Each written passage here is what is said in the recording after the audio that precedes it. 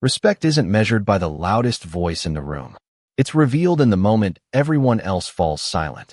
On a warm Saturday morning in Savannah, Georgia, the downtown square buzzed with the easy rhythm of families carrying shopping bags, children chasing pigeons across the brick sidewalks, and street musicians filling the air with familiar country tunes. It looked like the kind of place where nothing extraordinary could ever happen, where everyone believed they already knew their neighbors, and every face had a story attached to it. Then a single laugh cut through the peaceful atmosphere. It was loud enough to turn heads and confident enough to demand attention. Ethan Walker stood beside a polished black pickup truck, surrounded by a small circle of friends who admired everything about him simply because of his last name. Around town, everyone knew Ethan as the son of Police Chief Daniel Walker. He carried that reputation the way some people carried expensive watches, proudly displaying it without ever needing to explain why people stepped aside when he walked by. Across the square, an older black man slowly folded a small American flag before placing it carefully inside a weathered canvas backpack. His movements were deliberate, practiced, and calm, as though every gesture carried meaning beyond what others could see. His name was Marcus Brooks. His gray baseball cap, faded denim jacket, and well-worn boots blended into the crowd so naturally that most people never gave him a second glance. To strangers, he looked like another retired man enjoying a quiet weekend. To those who paid closer attention, there was something unusual about the way he carried himself. His shoulders remained perfectly square despite his age. His posture never slouched. Even while standing still, he projected a quiet discipline that couldn't be explained by appearance alone. Marcus smiled politely as a young boy accidentally bumped into him while chasing a soccer ball. He handed the ball back with a gentle nod, earning a grateful thank you from the child's mother before continuing toward the Veterans Memorial at the edge of the square. He paused there for only a moment, resting, one hand lightly against the cool granite engraved with dozens of names. His expression never changed, yet something in his eyes suggested memories too deep for words. Nearby, Ethan noticed the older man and exchanged amused glances with his friends. There was an unmistakable confidence in the way he walked toward Marcus, the kind that came from believing there would never be consequences. Several shoppers slowed their pace, sensing that an uncomfortable moment was unfolding. Others quietly watched from cafe patios, pretending not to stare while listening carefully. Marcus looked up as Ethan approached. His face remained relaxed, neither welcoming nor defensive. He simply waited. Sometimes dignity speaks louder than argument, and Marcus had spent a lifetime learning the value of silence. No one in that growing crowd realized they were about to witness a moment that would travel far beyond this quiet Georgia town. No one imagined that before the afternoon was over, the meaning of honor, respect, and service would be seen in a way none of them would ever forget. Hours earlier, before curious eyes gathered around the Veterans Memorial, and before whispers began spreading across the square, Marcus Brooks had started his day exactly the way he had for years. Just after 6 o'clock in the morning, while the streets of Savannah were still quiet beneath a pale orange sunrise, he unlocked the front door of his modest white house, picked up the folded American flag resting on a small wooden table by the entrance, and held it for a brief moment before placing it carefully inside his backpack. Every movement reflected routine rather than ceremony, as though respect had become as natural to him as breathing. His neighbors often waved as they passed, and Marcus always returned every greeting with the same warm smile. Most of them knew him only as the friendly retired man who volunteered at the community food pantry twice a week and spent Saturday mornings cleaning the names engraved on the local Veterans Memorial. Few people ever asked about his past, and Marcus never offered stories that might invite admiration. He believed that service was not something to display. It was something to live long after the uniform had been folded away. On that particular morning, he stopped at a neighborhood coffee shop where the cashier had already begun preparing his usual black coffee before he reached the counter. "Good morning, Mr. Brooks," she said cheerfully. "Heading downtown again?" Marcus nodded with quiet gratitude. "Someone has to keep those memorial stones looking respectable," he replied with a gentle smile. Several customers overheard the exchange, but quickly returned to their conversations. Nobody recognized anything extraordinary about the elderly man standing beside them. Nobody noticed the perfectly polished bronze military pin fastened discreetly inside his jacket, hidden from casual view. After leaving the cafe, Marcus walked nearly half a mile through tree-lined streets, occasionally pausing to admire blooming magnolias and carefully trimmed front porches. Savannah had changed over the decades, but certain places still reminded him that time could preserve dignity better than memory ever could. When he finally reached the memorial, he unpacked a small cleaning cloth, a bottle of polish, and fresh flowers purchased with his own money. He never accepted donations for the gesture. To him, honoring those who had served beside him was not charity. It was responsibility. As he gently wiped away dust from the engraved names, an elderly couple stopped nearby. The husband removed his cap for a brief second before quietly continuing on his way. Marcus noticed the gesture and answered with the slightest respectful nod. No words were exchanged. None were necessary. Across town, however, another morning unfolded very differently. Ethan Walker climbed into his truck after scrolling through congratulatory messages on social media, where photos of his latest charity appearance had collected hundreds of approving comments. He enjoyed being recognized, and he enjoyed even more that people rarely challenged him. Since childhood, doors had opened because his father wore the badge of police chief. Teachers had overlooked mistakes. Business owners greeted him by name. Friends laughed at jokes that were never particularly funny.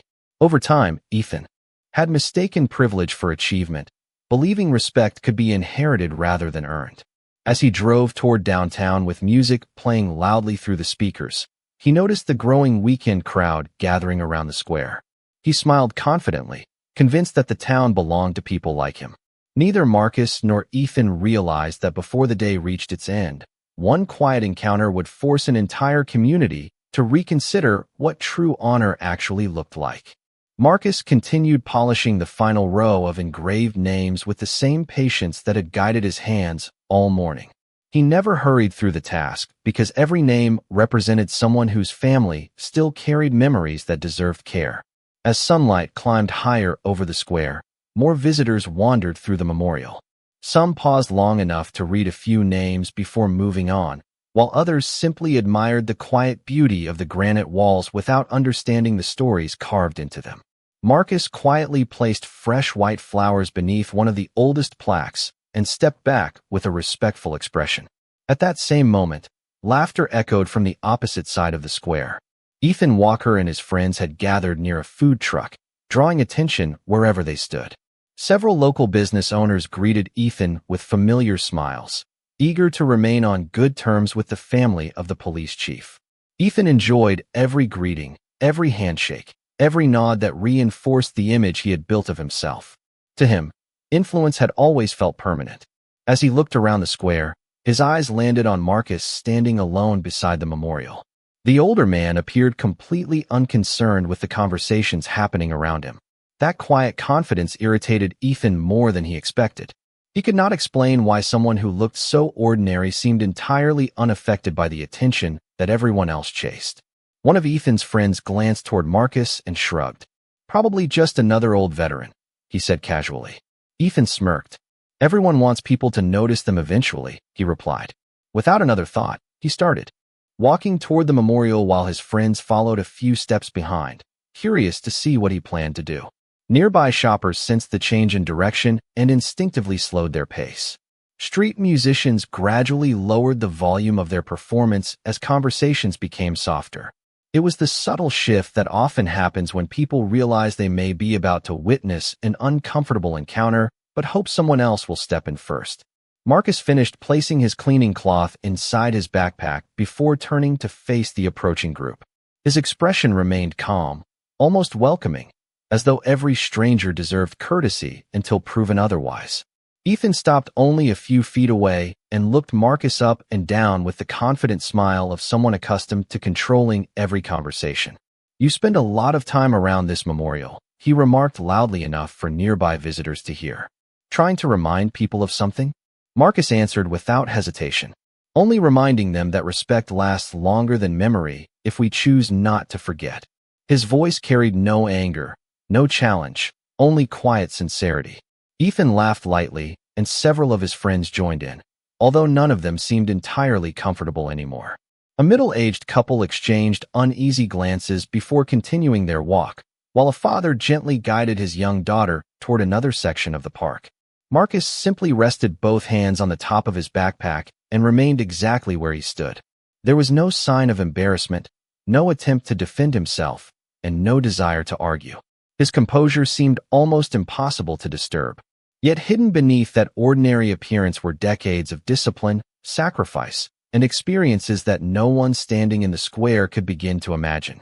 Even the breeze seemed to pause as the distance between confidence built on reputation and dignity earned through service quietly disappeared, one measured heartbeat at a time. The quiet tension hanging over the square became impossible to ignore. People who had only moments earlier been enjoying coffee, browsing small shops, or listening to music now found themselves watching from a respectful distance. Nobody raised a voice. Nobody interrupted. They simply waited to see whether the conversation would end with courtesy or with regret. Ethan folded his arms confidently and glanced around, making certain his friends and the growing audience could hear every word. "You seem pretty proud of standing here," he said with a casual grin. "Do you really think anyone notices?" Marcus looked toward the polished granite wall before answering. "Whether someone notices is never the reason to do the right thing." His calm reply only seemed to frustrate Ethan further. He had expected defensiveness, excuses, or an emotional reaction. Instead, every answer came with quiet patience, making his own confidence feel strangely unsettled. One of Ethan's friends shifted uneasily and lowered his eyes, sensing that the exchange was no longer entertaining. An older woman standing near a flower stand whispered to her husband, "The gentleman has not said one disrespectful thing." Her husband nodded silently, but neither of them stepped forward. Marcus carefully zipped his backpack and adjusted the faded baseball cap resting on his head. The cap showed years of use, its fabric softened by countless sunny afternoons, and stitched above the brim was a small embroidered crest that had nearly faded with time. Most people walked past it without a second glance. Ethan noticed it for only a brief second before dismissing it as another old souvenir. "Looks like you have been holding on to the past for a long time," he remarked. Marcus smiled gently. "Some things are worth remembering." The answer carried no bitterness. It sounded more like gratitude than correction. The breeze carried the distant ringing of a church bell as another group of visitors entered the square. Among them, two elderly men wearing matching Veterans Association jackets slowed their steps when they saw Marcus. They exchanged surprised expressions, but said nothing. One quietly touched the brim of his own cap in a subtle gesture of respect before continuing to walk. Marcus acknowledged them with the slightest nod, almost too small for anyone else to notice. Ethan completely missed the exchange. His attention remained fixed on proving himself in front of the growing crowd. He took another step closer and spoke with the easy confidence of someone who believed reputation could never be questioned. "People around here know exactly who I am," he said. "That is why they listen." Marcus met his eyes without hesitation. "Names may open doors," he answered softly. "Character decides whether people welcome you inside." The words settled over the square like a sudden stillness after music ends. Several people exchanged thoughtful glances. Even Ethan's closest friends stopped smiling. There was nothing insulting in Marcus's response, yet it carried a quiet truth that lingered longer than any clever remark could have. For the first time that morning, Ethan found himself without an immediate comeback. He looked away for only an instant, searching the faces around him for the easy approval he usually received. Instead, he noticed uncertainty.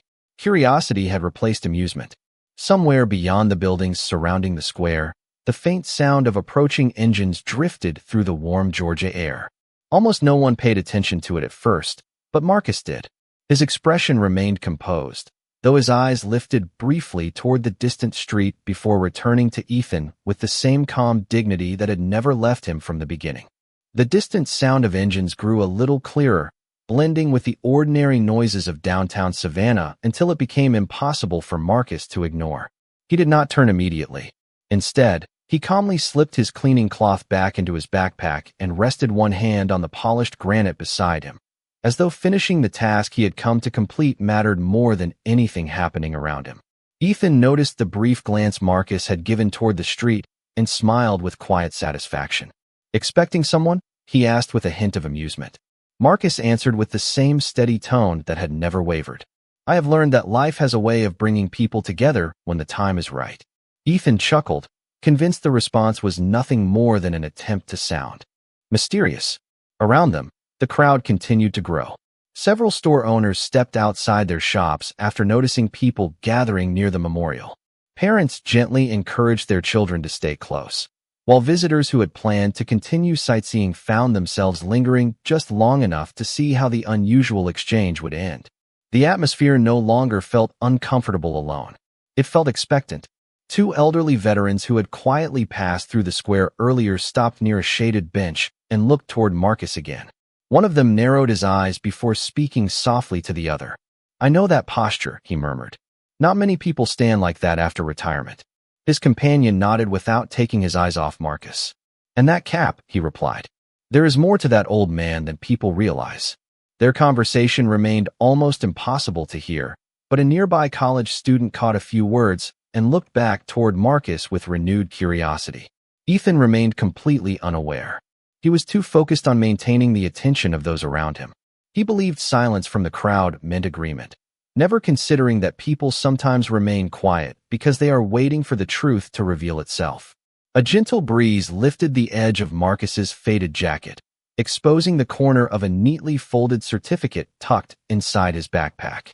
Before anyone could make out the writing, the fabric settled back into place. Marcus noticed it, but made no effort to adjust anything. Whatever the document contained was clearly unimportant to him at that moment. Respect, he had learned long ago, did not require explanation. It simply required consistency. The sound of engines became louder, followed by the unmistakable rhythm of several vehicles traveling together. Heads slowly turned toward the main street leading into the square. A police officer directing weekend traffic instinctively straightened his posture and reached for the radio clipped to his shoulder, listening carefully before looking down the road with visible surprise. Across the plaza, an American flag hanging outside the courthouse fluttered proudly as sunlight reflected from windshields approaching in the distance. Nobody could yet distinguish who was arriving, only that the vehicles moved with unusual purpose and remarkable precision. Conversations faded into whispers. Even Ethan paused for a brief moment, distracted by the growing curiosity spreading through the crowd. Marcus remained exactly where he stood, his expression calm, his shoulders square, and his eyes quietly focused on the approaching street. He did not smile. He did not appear anxious. It was the composed look of a man who had spent a lifetime understanding that the most important moments rarely announced themselves with words. Sometimes they arrived quietly, carrying nothing more than the truth that had been waiting patiently to be seen. The first vehicle appeared at the end of the street with quiet precision, followed by another and then another, each moving at a steady pace that immediately caught the attention of everyone in the square. They were not speeding, and there were no flashing lights demanding attention. Their presence alone was enough to change the atmosphere. The conversations that had filled the morning air faded into complete silence as people instinctively stepped aside to clear the roadway. Even the musicians lowered their instruments, sensing that something significant was unfolding. Ethan frowned slightly, unable to understand why so many people had suddenly stopped paying attention to him. He glanced toward the approaching convoy and shrugged. "Probably some official event," he said with forced confidence, expecting his friends to laugh along. None of them answered. Their eyes remained fixed on the line of dark vehicles rolling toward the memorial. Marcus stood exactly where he had been all morning. His breathing remained steady. His expression revealed neither surprise nor excitement. He simply watched the convoy approach with the quiet composure of someone greeting an expected sunrise rather than an unexpected spectacle. The lead vehicle came to a smooth stop several yards from the memorial. Uniformed personnel stepped out first, scanning the area with calm professionalism before opening the rear passenger door of the second vehicle. Every movement was measured. Every action reflected discipline instead of urgency. A ripple of curiosity spread through the crowd. People leaned slightly forward without saying a word. Cameras remained lowered. Nobody wanted to interrupt whatever was about to happen. Then an older man in a perfectly pressed army dress uniform stepped onto the sidewalk. Four silver stars rested prominently on his shoulders, shining beneath the Georgia sunlight. His posture reflected decades of leadership, while his calm expression carried the quiet confidence that comes only from a lifetime of service. Several veterans standing near the memorial immediately recognized the insignia. One removed his cap without hesitation. Another instinctively stood a little straighter. The police officer directing traffic froze for a brief moment before respectfully stepping aside. Ethan stared at the distinguished officer with growing uncertainty. He had expected someone important, but not someone whose presence alone seemed to command effortless respect from everyone nearby. The senior officer looked across the square without speaking. His eyes settled on Marcus almost instantly, and a warm expression replaced his formal composure. Without acknowledging the crowd, without addressing local officials, and without pausing for introductions, he began walking directly toward the quiet man standing beside the memorial. Every measured step drew more attention than any speech could have accomplished. Marcus waited calmly, removing his weathered baseball cap and holding it respectfully at his side. The distance between the two men slowly disappeared until they stood only a few feet apart. For one long heartbeat, neither of them spoke. The entire square seemed to stop breathing. Then, with flawless precision and unmistakable respect, the four-star general came to a perfect position of attention. In one smooth motion, he raised his right hand in a formal military salute directed entirely toward Marcus Brooks. Gasps echoed softly through the crowd. Ethan's confident smile disappeared. His friends looked at one another in complete disbelief. The elderly veterans near the bench lowered their heads. With quiet understanding, as though they had just witnessed something they had suspected all along. Marcus returned the salute with equal precision, his movements practiced, dignified, and deeply respectful. No words had been spoken, yet in that single silent exchange, the entire square understood that the man they had overlooked all morning carried a history far greater than anyone had imagined. The salute ended, but the silence remained. It was the kind of silence that arrives only when people realize they have misunderstood someone standing right in front of them. The four-star general lowered his hand with calm precision before taking one more respectful step toward Marcus. A genuine smile appeared on his face, replacing the formal expression he had worn when stepping out of the convoy. "It is an honor to see you again, Sergeant Major Brooks," he said clearly enough for everyone nearby to hear. "The Army has never forgotten your service, and neither have the people who had the privilege of serving beside you." Marcus smiled with quiet humility and extended his hand. The two men exchanged a firm handshake that reflected mutual respect earned over many years rather than public ceremony. "Thank you, General William Carter," Marcus replied. "It is good to see that you are still looking after the soldiers." The general nodded warmly. The best soldiers usually spend their retirement looking after everyone else. Those simple words echoed through the square far more powerfully than anyone expected. Ethan stood motionless. The confidence that had carried him through the morning seemed to disappear with every passing second. His friends slowly stepped back, no longer eager to stand beside him. Around the memorial, whispers began spreading through the crowd. Several people quietly repeated Marcus's name, trying to remember where they had heard it before. One elderly veteran finally spoke loud enough for those nearby to hear. Sergeant Major Marcus Brooks served more than 30 years. He trained generations of soldiers. I met him once at Fort Benning years ago. Everyone respected him. Another veteran nodded immediately. He never talked about himself.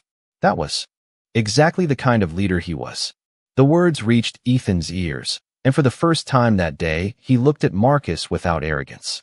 He looked with confusion. The ordinary man standing before him suddenly no longer seemed ordinary at all.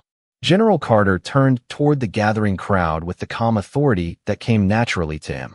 "Many people recognize uniforms," he said, "but the greatest service often continues long after the uniform is folded away.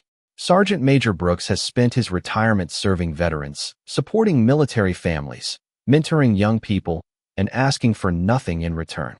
The crowd listened attentively. Several people lowered their heads in quiet reflection. A young father gently placed his hand on his son's shoulder, silently encouraging him to pay attention. Even the street musicians remained completely still. The general reached into his uniform pocket and carefully unfolded a letter protected inside a clear folder. "This morning," he continued, "I came here because our department is preparing to dedicate a new leadership scholarship in Sergeant Major Brooks's name. We wanted to surprise him during a private ceremony later today. He paused briefly before looking around the square. Life had different plans. A gentle ripple of emotion passed through the crowd. Marcus looked almost uncomfortable receiving so much attention. He quietly shook his head with a modest smile. "There are many others who deserve recognition," he said softly. General Carter answered without hesitation. "That is exactly why you deserve it. The finest leaders are usually the last ones to ask for applause." Those standing nearby could feel the truth behind every word. Without anyone asking, several people began applauding. The sound spread gradually through the square until dozens of strangers joined together, not because they had been instructed to do so, but because respect had finally found the place where it had always belonged. Ethan remained silent, realizing that everything he had believed about status, influence, and honor had just been challenged by a man who had never needed to raise his voice to earn any of it. The applause slowly faded, but the feeling it created remained in the hearts of everyone standing in the square.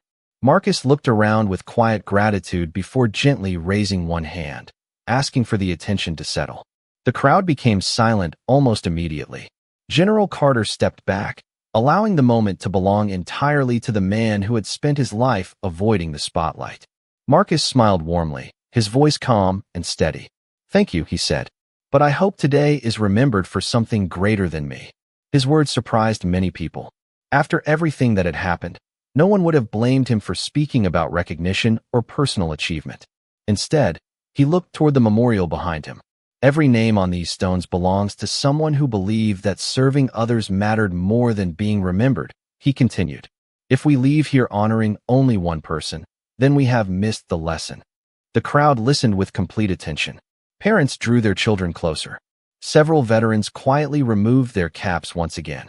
Even Ethan could not look away. Marcus turned toward him, not with anger, disappointment, or triumph, but with the same calm expression he had carried since the beginning of the day. "Young man," he said gently, "people will remember very little about the titles we hold. They will remember how we treated others when nobody expected kindness." Ethan lowered his eyes. For the first time in many years, he found himself searching for words that would not come easily. The confidence that had always seemed effortless now felt strangely empty. He glanced briefly toward his friends, but none of them offered encouragement. They were watching Marcus with the same respect as everyone else. Ethan slowly took a step forward. His voice was quieter than anyone had heard before. "Mr. Brooks," he began, "I judged you before I knew anything about you. I believed respect belonged to people because of who they were connected to, not because of how they lived. I was wrong." The square remained perfectly still. Marcus studied the young man's face for a moment before offering a small, understanding smile. "The important thing," he answered, "is not whether we make mistakes. Every person does. The important thing is whether we choose to learn from them." General Carter nodded approvingly, but said nothing. He understood that no lecture from a senior officer could equal the quiet wisdom Marcus had just shared. Ethan inhaled slowly before speaking again. "I cannot change what happened this morning," he admitted, "but I can decide who I become after today." Marcus extended his hand without hesitation. Ethan looked at it for only a second before accepting the handshake. It was simple, respectful, and genuine. No cameras were requested. No speeches followed. The applause that returned this time sounded different. It was no longer celebrating an unexpected revelation. It was acknowledging the possibility that humility could change a person more completely than embarrassment ever could. General Carter smiled as he watched the exchange. "That," he said quietly, "is exactly why leadership cannot be measured by rank alone." The words settled naturally over the square. People began speaking softly with one another, reflecting on what they had witnessed. Some looked toward the memorial with fresh appreciation. Others looked at Marcus with admiration that had nothing to do with military honors and everything to do with the quiet strength of his character. In that peaceful moment, the greatest victory was not that the truth had been revealed. It was that the truth had given someone else the opportunity to become better than he had been only a few minutes before. The afternoon sun settled gently over the square as the crowd slowly began returning to the rhythm of an ordinary Saturday, yet nothing about the day felt ordinary anymore. People who had arrived expecting a pleasant morning of shopping and conversation walked away carrying something far more valuable than a memory. They carried a lesson. General William Carter stood beside Marcus Brooks for one final moment before the members of his team quietly prepared to leave. Before stepping back toward the waiting vehicles, the general looked at Marcus with sincere appreciation. "The uniform taught us how to serve," he said. "But your life after service has taught others why service matters." Marcus smiled modestly and shook his head. "The best lessons are never spoken," he replied. "They are lived one decision at a time." The general nodded, then came to attention once more and offered a final crisp salute. Marcus returned it with the same dignity that had defined every action throughout the day. This time, several veterans standing nearby instinctively followed the gesture.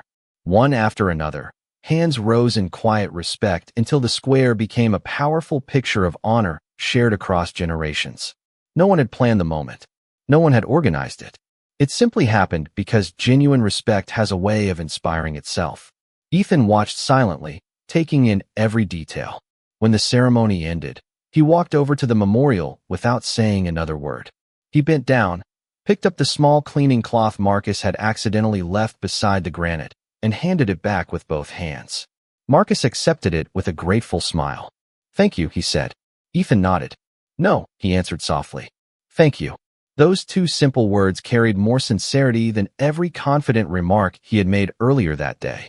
As people continued leaving the square, several stopped to shake Marcus's hand. Others thanked him for his years of service. Parents introduced their children to him, hoping they would remember not only the medals they had heard about, but also the humility they had witnessed with their own eyes. The elderly veterans who had recognized Marcus earlier shared quiet stories with younger visitors, speaking not about heroic headlines, but about ordinary acts of leadership, kindness, and responsibility that had shaped countless lives. Before leaving, General Carter announced that the Leadership Scholarship would move forward exactly as planned and would now include a community service program inspired by Marcus's lifelong example. The crowd responded with warm applause, not because another honor had been announced, but because they understood that true recognition becomes meaningful only when it encourages others to serve. Marcus looked once more at the memorial, gently straightened the fresh flowers beneath the engraved names, and quietly placed his weathered cap back on his head. Then he picked up his backpack and began walking home at the same unhurried pace with which he had arrived that morning. He did not look back to see who was watching because he had never lived for applause. Behind him, the square gradually returned to normal, yet every person who had witnessed the day's events understood that something lasting had changed. They had learned that authority may command attention, but character earns respect. Rank may inspire a salute, but integrity gives that salute its meaning. And long after names fade from headlines and uniforms are carefully folded away, the quiet legacy of treating every person with dignity remains the greatest honor anyone can ever receive.